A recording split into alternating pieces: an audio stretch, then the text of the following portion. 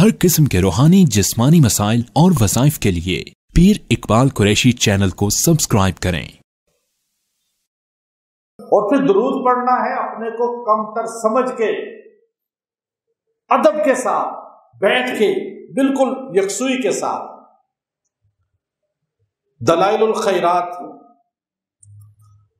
बहुत बड़ी हदीस की किताब है, और जो मुअल्लिफ़े किताब हैं वो बहुत अजीम शख्सियत हैं, और वो इस बात को खुद नकल फरमाते हैं कि मैं ये दुरूद शरीफ की किताब क्यों लिखी, और मकबूल तरीन किताब है।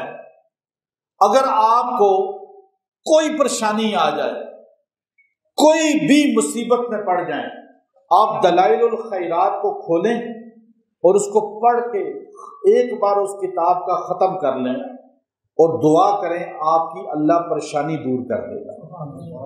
वो दुरूद शरीफ पर सबसे बेहतरीन किताब है, और सदियों तक उस किताब ने हुकूमत की है लोगों के दिलों पे।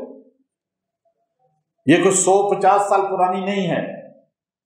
अब वो किताब लिखने वालों से पूछा गया कि आपने सरकार मदीना सल्लल्लाहु अलैहि वसल्लम की जो है दुरूद और सलाम को जो जमा किया, आखिर इसका सबब क्या बना, किस वजह से ऐसा हुआ? तो आप फरमाने लगे कि मैं एक मर्तबा सफर पे था, तो सफर पे मुझे नमाज असर का वक्त आ गया। अब मुझे नमाज असर पढ़नी थी, लेकिन मैंने पानी तलाश किया, मुझे पानी नहीं मिला, और गुरूब आफ्ताब का वक्त भी करीब था। मैं एक बस्ती में दाखिल हुआ, वहां एक कुआं नजर आया।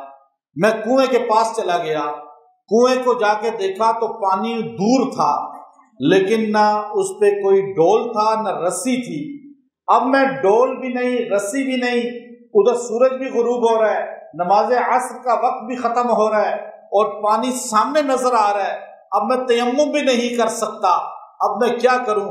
मैं परेशानी में खड़ा था, बच्चे खेल रहे थे। एक बच्ची दौड़ती दौड़ती मेरे पास आई और मुझे आकर कहने लगी, चचा जान परेशान क्यों हैं? मैंने कहा, बेटा मेरी परेशानी तुम्हें क्या पता? कहा नहीं, बताएं तो सही। मैंने कहा, देखो नमाज असर वक्त खत्म हो रहा है, सूरज गुरूब हो रहा है, वजू करना है, नमाज पढ़नी है, पानी है लेकिन डोल नहीं है, पानी है लेकिन रस्सी नहीं है, अब पानी कैसे लाया जाए?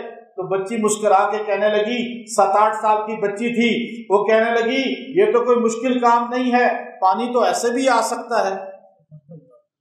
मैंने कहा, ये कैसे आ सकता है? उसने कहा, अभी देखना।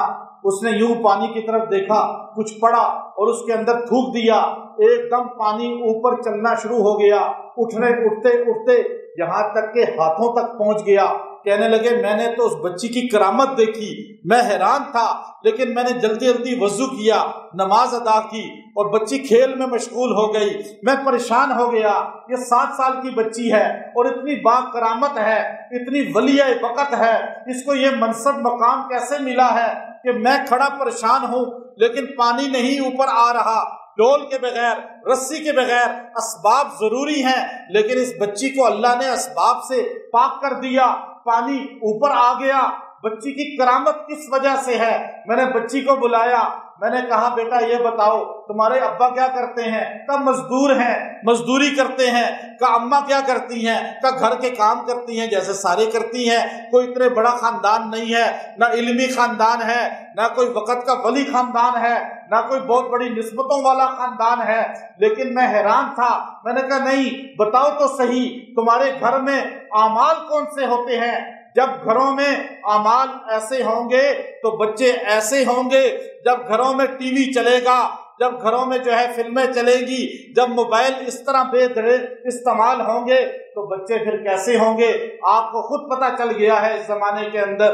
वो जमाना था, वो बच्ची बता रही है, कहने लगी हमारे घर में इतना बड़ा कोई दीन का माहौल नहीं, नमाज पढ़ते हैं, कुरान पढ़ते हैं, लेकिन हमारी अम्मा की आदत है रात को उस वक्त तक किसी बच्चे को सोने नहीं देती जब तक सारे बच्चे बैठकर हुजूर सल्लल्लाहु अलैहि वसल्लम पे 1000 मर्तबा दुरूद शरीफ ना पढ़ ले। हम 1000 बार درود شریف پڑھتے ہیں تب ہمیں سونے کی اجازت ہے، پھر ہم سوتے ہیں۔ وہ درود شریف پڑھنا اللہ نے اس بچی کو بھی با کرامت بنا دیا۔